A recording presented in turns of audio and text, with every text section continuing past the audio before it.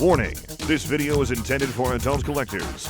It contains plastic collectibles, questionable opinions, and a man with far too much free time on his hands. This is not a test. This is a random review.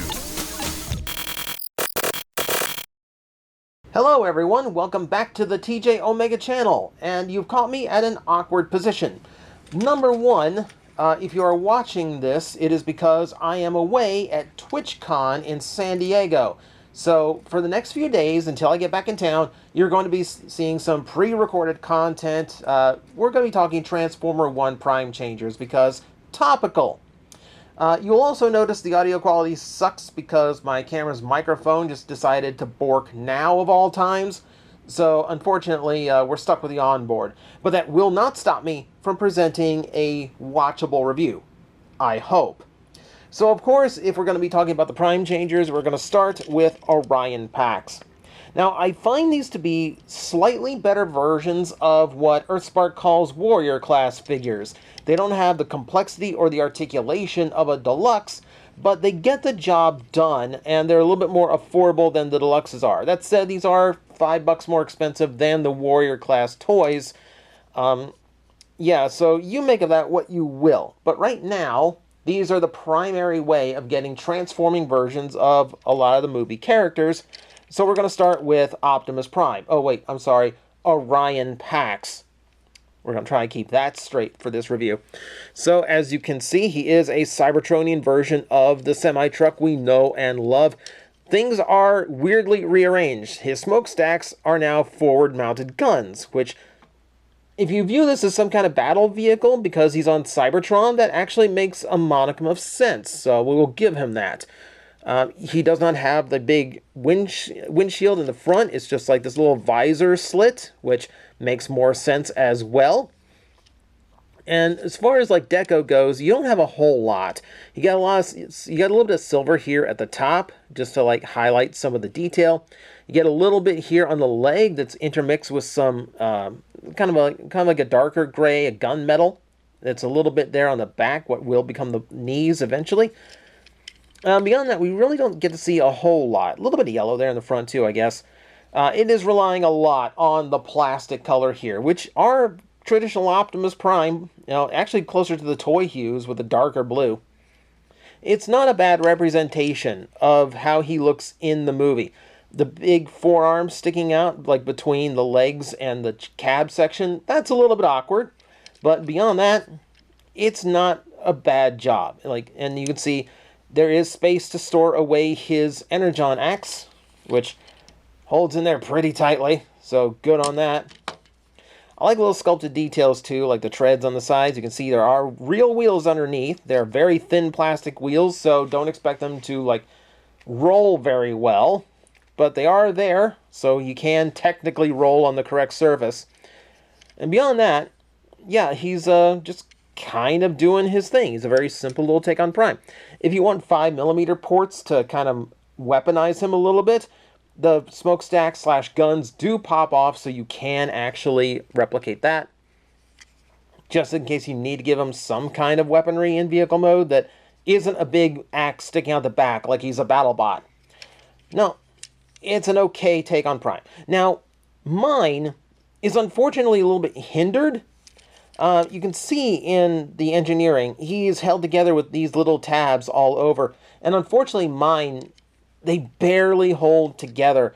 You can see like you can see the gap separation there in some of the kibble on his torso. You can see like where the tabs really don't want to stay in there, like where the cab connects to the forearms. So it might just be a bum copy, or this might be like a constant thing. I'm not entirely sure. Just, for me, the tab tolerances are not enough for it to hold together and feel like a really solid vehicle mode for me, unfortunately. Okay, that said, though, I want to get him into the robot mode so we can see what this guy does. So I'm going to start by just popping things apart by opening up his legs. Should give me the room to get the axe out. Yep, so we can do that. Alright, so I need to open this up, because the legs do open in order to transform. And then those need to flip out, if we can make the room. It's a really tight space, when like the panel folds inward, they kind of want to clash together, so you kind of have to do that one at a time. So let's go ahead and do that again, and then close those up to form the legs. So that's done. Move those forearms out of the way. I'm going to go ahead and just flip out the fingers and the hands right now. The fingers are usually attached to the hands, so that would be the same thing, TJ. All right. There's also tabs here. They're going to hold these, which will eventually be the shoulders, to the sides of the cab. I'm going to go ahead and undo those as well. That'll unfold these double hinges and spread the arms out. This is another thing that really doesn't like to stay together or fold up all the way on mine, so mileage may vary on yours. All right, for the cab, I need to get this piece opened. His head is going to come up with it, but don't bring it up all the way. It needs to stay at a diagonal in order to rotate all the way to the back. And then with that done, I'm going to very carefully open up the front because the matrix is held inside kind of loosely. So just make sure like you're doing it very slowly here, just so it doesn't go flying anywhere. And once it's like secure, once you got the angle, go ahead and raise up the body so you can start getting things correctly arranged on him. Go ahead and get the back completely folded all the way down. Now, let's see. If I get all of this hinged out correctly, now that we have the space, go ahead and hinge just like so. So all this goes 90 degrees into the body. And that's going to give you the ports where those tabs go to close up the chest, flip the head up. And that is going to be Orion Pax, or I guess, yeah, since he's got the faceplate now, Optimus Prime in his brand new robot mode. He actually is fully evolved in this toy. Still stands in pretty well for Orion, because I don't think we're going to get a separate figure of him for a hot minute, other than like the gimmick toys that have Orion and Optimus as an option. So yeah, for now, this is just like a nice little Optimus Prime. So I guess we can actually look at said head sculpt. It's a nice take. Like, it's actually done pretty well. It's got the details I would expect from a movie Prime. Just a little bit stylized. It's not going too heavy. It's not Bayverse level. It's not even like Bumblebee movie level. It's just like a little bit more detailed than usual. Still very recognizable. Yeah, it's looking good. It's looking good. As long as we're close up, we can see other details here. You can see those two little yellow dots that would be like the little indicator lights on the original G1 Optimus. We go down, we can see where the thighs have actually been painted silver to make them stand out from the midsection a little bit more. The forearms being gray is going to be the signature detail of Transformers 1 Optimus. That just seems to be like the look they're going for this iteration. And then yeah, those details that were on the back of the vehicle make much better leg designs. So good on there. I do like how the transformation completely closes up the lower legs, by the way. So those actually do feel like a lot more solid than like a warrior class would typically be. So with a good bit of the detail out of the way, let me take in the entire package a little bit now, and it is a very nice looking Prime all around. While I'm not a fan of getting this guy transformed into vehicle mode, getting him into robot mode is nice. It is enjoyable. And yeah, look at that. He is immaculate. Like that little shell across his back is literally the only kibble that's left from truck mode that's not doing anything for his robot mode. And even then, I would argue that's a pretty good, solid looking back on a Transformer, So he's got plenty going on. He does look pretty nice all the way around. Very clean. You know how I love describing Transformer toys as clean, because that's how they feel. Like, all the parts are well managed, and I enjoy that. Now, we want to accessorize. I want to accessorize here a little bit. We do have that axe. We can take a close look at that axe now that we're in robot mode. It does have quite a bit of design detail to it.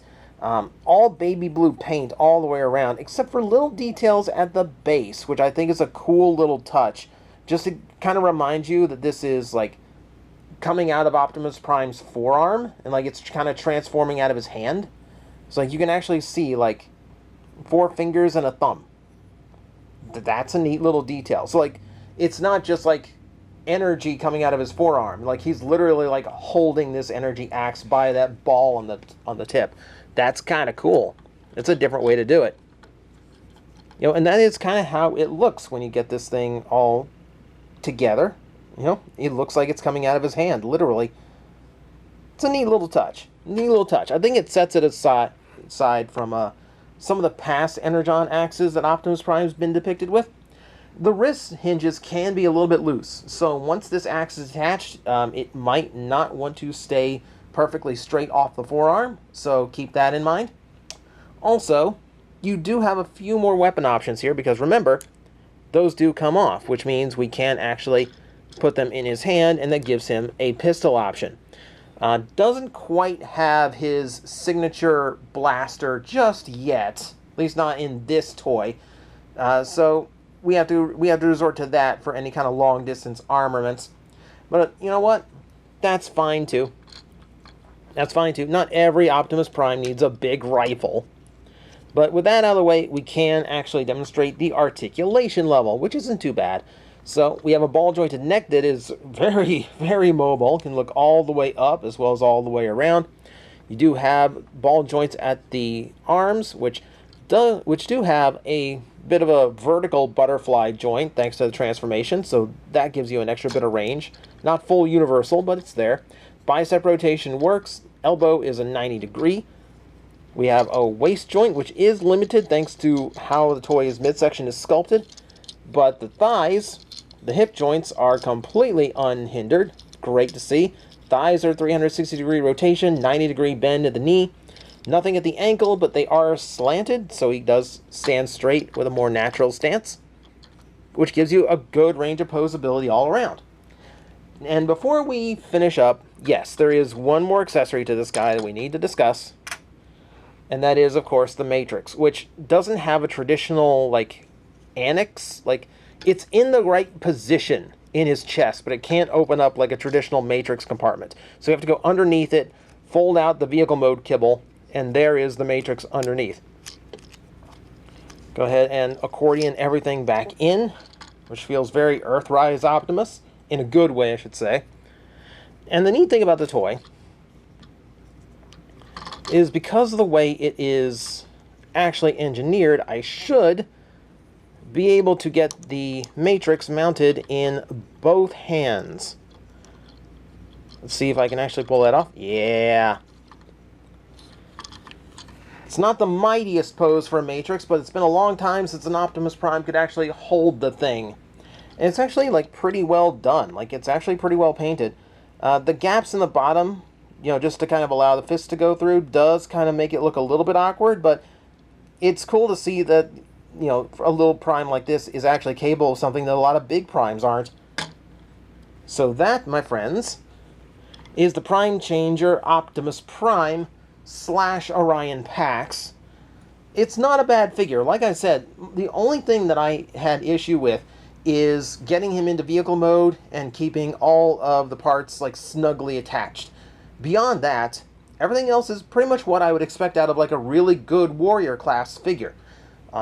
If you are debating between this one and the first edition, or not first edition, but the Studio Series, I would say the Studio Series makes for a better action figure of that Optimus Prime, and this would make for a better transforming figure. The transformation on this is actually a little bit more interesting.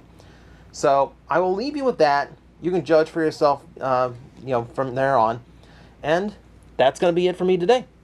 Thank you very much. This has been day 1 of our Prime Changer reviews. Stay tuned to find out who will be the focus of day 2.